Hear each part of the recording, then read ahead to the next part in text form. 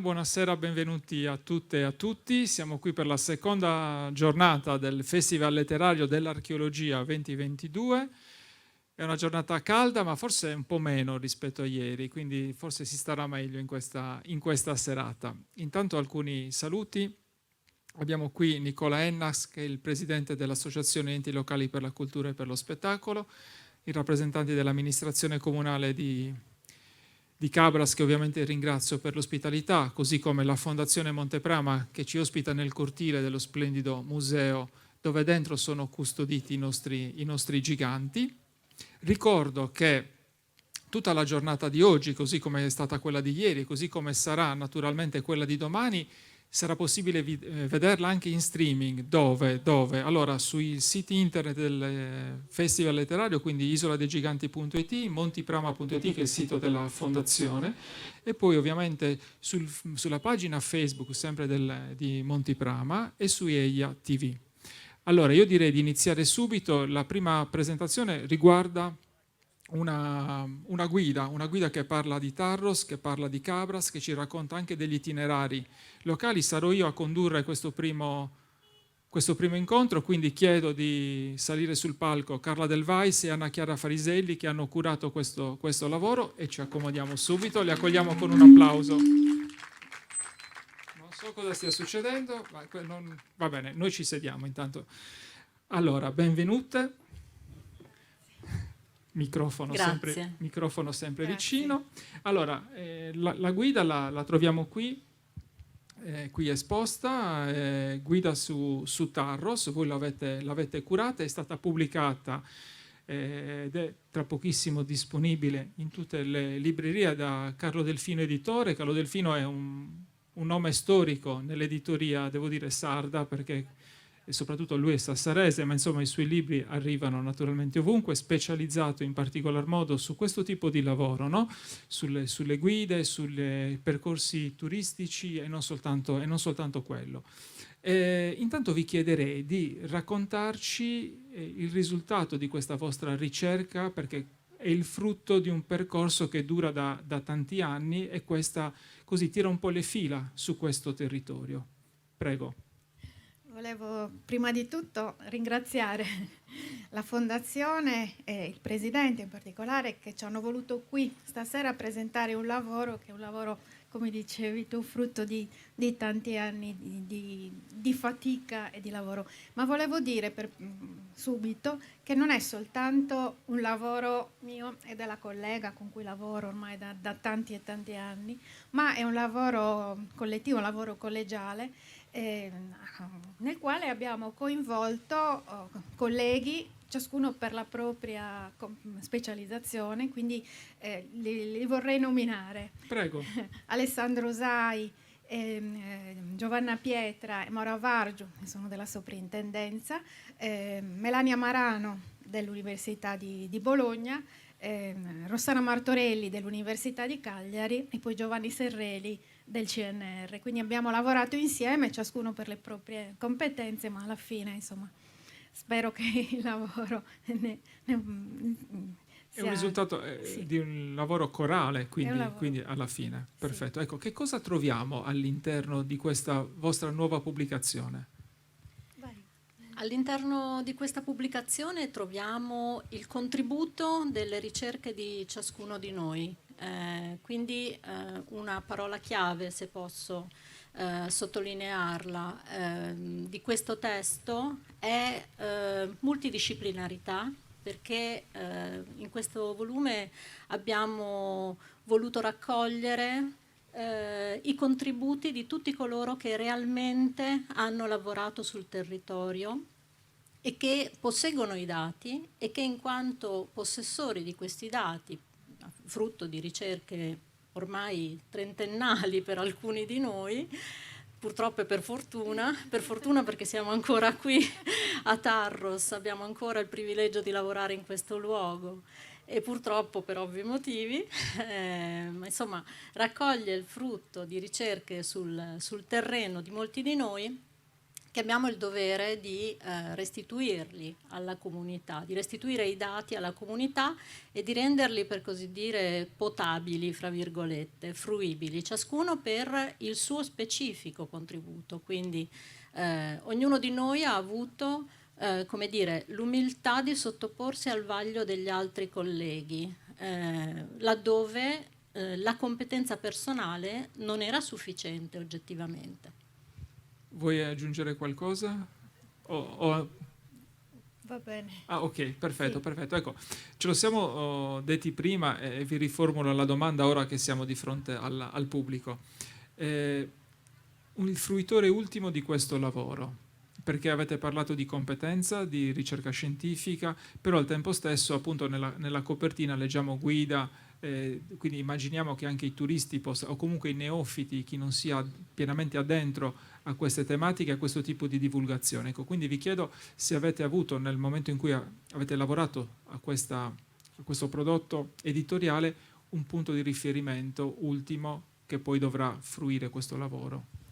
Questa è una guida che tra l'altro si inserisce nell'ambito di una serie, una collana di guide molto, molto prestigiose e in qualche modo è destinata a chiunque voglia approfondire la città di Taros, quindi ai visitatori, ai turisti che sono di passaggio e quindi magari sul sito non riescono a percepire in toto la storia del sito, ma anche le persone appassionate di archeologia, anche le persone del territorio che vogliono vedere un po' quali sono le ultime frontiere della ricerca. Quindi un po' anche un aggiornamento per tutte le persone, anche quelle che conoscono bene Taros. Quindi è un prodotto di divulgazione, ma di una divulgazione che parte dalla ricerca. Perché ce lo siamo detti prima, molto spesso le persone quando abbiamo sotto casa a disposizione monumenti, mostre, beni culturali in generale, tendiamo sempre a snobbare, nel senso sì va bene, ce l'ho qui vicino a casa, si inaugura una mostra, però magari noi preferiamo prendere un treno, prendere un aereo, magari andiamo a Berlino a vedere un'altra cosa, no? E il più delle volte quello che poi abbiamo a due passi ci rimane ignoto, ci rimane sconosciuto. Quindi da questo punto di vista questo lavoro va a colmare anche una lacuna da quel punto, diciamo, no? Sì, allora diciamo che questa è stata la nostra aspirazione. La nostra aspirazione è stata quella di creare diversi livelli di comunicazione archeologica e storica, naturalmente, perché l'archeologo è anche uno storico, ovviamente. Un registro di comunicazione più semplice, in pillole, per cui il visitatore che prende la guida vede le informazioni condensate che può anche ricostruire guardando le immagini,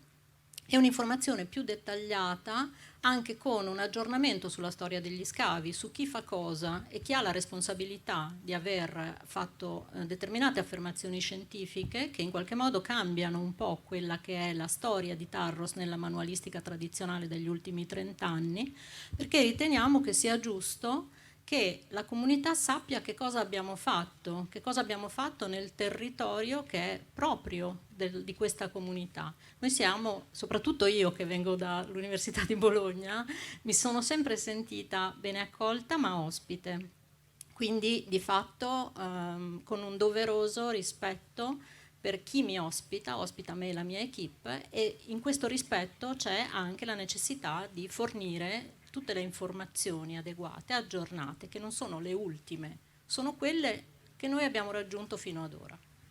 Se posso aggiungere, io sono indigena, io sono nata qui, vivo qui da sempre, quindi era anche per me un dovere quello di restituire quello che che ricevo ogni giorno, quindi era un dovere morale per me far vedere quello che faccio tutti i giorni qui al museo, ma nel territorio in generale.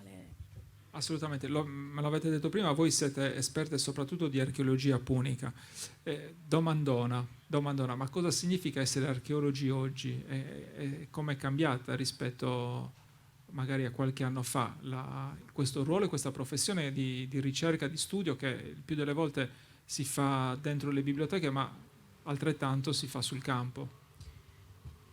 Sì, cioè, no, è una domanda difficile, per questo stavamo cercando di rimbalzarla l'una Questa non all'altra. abbiamo concordata È prima. una domanda a sorpresa così, ma che io reggerò.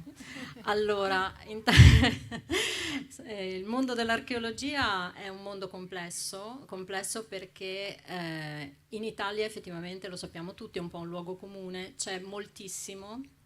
E diciamo che l'attenzione per tutto quello che c'è non è sempre così sviluppata in tutti i territori. Ecco perché è pregevole un'iniziativa di questo genere, ecco perché è pregevole stabilire una comunicazione archeologica diretta. L'archeologia è un'attività scientifica e anche un'attività didattica per molti di noi, soprattutto per noi che la trasmettiamo all'università evidentemente. Ed è un'attività, non devo dirlo io, ma è un'attività di controllo, di tutela, di vigilanza quotidiana per i nostri colleghi, per esempio, della soprintendenza. Quindi, oltre che di ricerca per tutti noi. Quindi non è l'hobby dell'Indiana Jones che va con il pennellino, noi usiamo il piccone, usiamo la vanga, nonostante il nostro leggiadro aspetto siamo molto abituate anche a ricorrere a questi insomma, mezzi quando è necessario, ed è un lavoro faticoso, ma che si fa con un amore per la ricostruzione delle nostre radici, che sono radici comuni, nel nostro caso sono le nostre comuni radici mediterranee, no? Quindi un lavoro molto difficile, faticoso, spesso sottovalutato e spesso considerato un hobby, quando in realtà non solo per raggiungere la professione, ma anche nel quotidiano ci troviamo di fronte a ostacoli molto complessi. Ecco. E poi, se Prego, posso poi ti aggiungere, chiedo anch'io una cosa. per me, cioè per noi è anche una grande responsabilità sia per quello che possiamo comunicare al fruitore ultimo, a parte i nostri convegni scientifici, ma proprio una responsabilità verso la comunità, questo è importante, ma anche la responsabilità di mettere le mani in beni comuni, che quando io scavo, io sto scavando, non mi sto scavando, non è il mio scavo, è il mio scavo, ma è un bene comune che io devo trattare, devo saper scavare, non posso fare danni, perché questi danni poi sono danni della comunità, quindi io lo sento più come responsabilità che altro, proprio deve essere un lavoro fatto in un certo modo perché è un bene di tutti e deve essere rispettato, oltre che comunicato, ma per prima cosa deve essere rispettato e studiato come merita.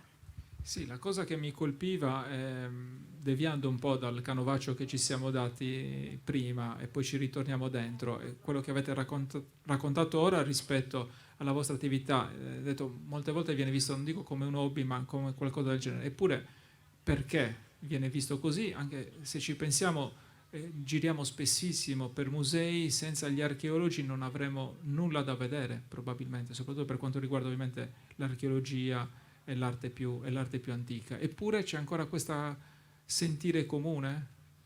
Sì, tendenzialmente c'è, ma forse perché ci sono stati dei peccati originali. Indiana Jones è quello che io considero il responsabile di ogni male da questo punto di vista, insomma.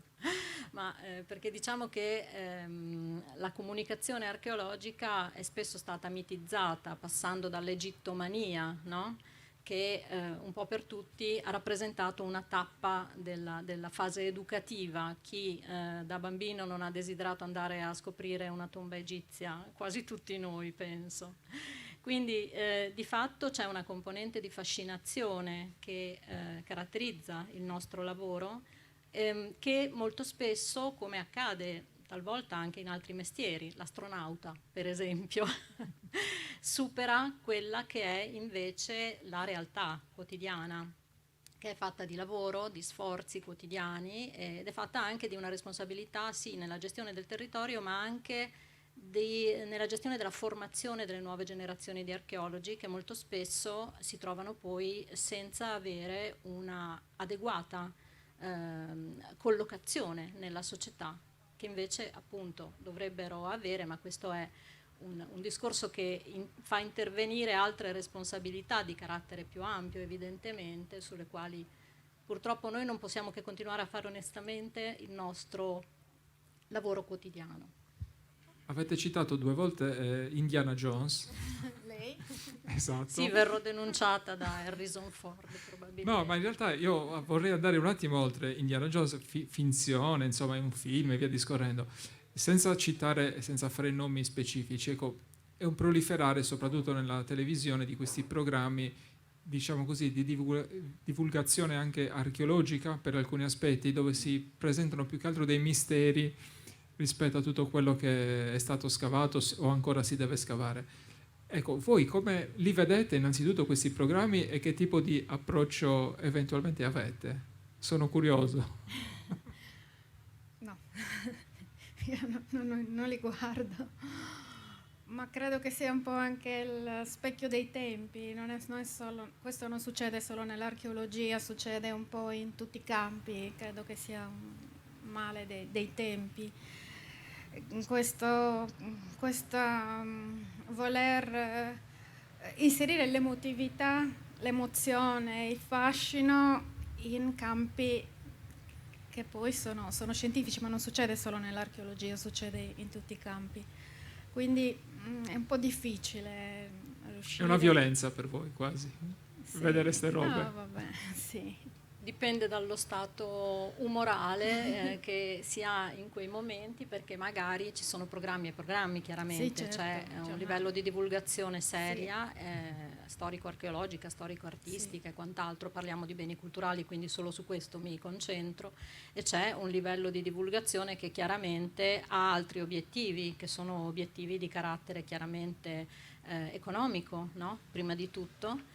E che magari alimenta misteri, perché il mistero appunto affascina e coinvolge, quando in realtà molto spesso ci sono tante lacune conoscitive nella storia, ma il mistero si può anche disvelare o anche lasciare dov'è spesso, perché non troviamo risposte adeguate, serie dal punto di vista scientifico. La divulgazione è un dovere, è fondamentale, perché non possiamo lavorare per noi, è fondamentale, però la divulgazione la dobbiamo fare a partire dalla verità, dalla realtà dei fatti.